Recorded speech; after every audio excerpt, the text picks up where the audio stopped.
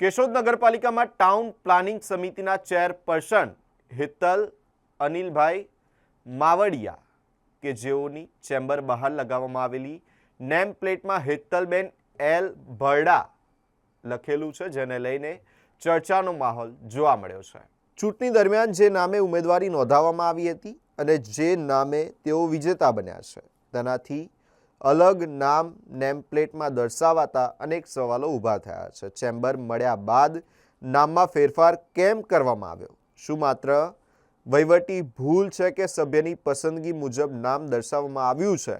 તે અંગે લોકોમાં વિવિધ ચર્ચાઓ ચાલી રહી છે. આ સમગ્ર મામલે કેશોદ નગરપાલિકાના ચીફ ઓફિસરે જણાવ્યું કે સભ્ય પોતાની પસંદગી મુજબનું નામ નેમ પ્લેટમાં લખાવી શકે છે. હવે જોવાનું એ રહેશે કે નેમ પ્લેટમાં સત્તાવાર નોંધાયેલું નામ જ રાખવામાં આવશે કે હાલનું નામ યથાવત રહેશે. સમગ્ર મામલે લોકો અને રાજકીય વર્તુળોની નજર આ માહોલ પર ટકેલી છે.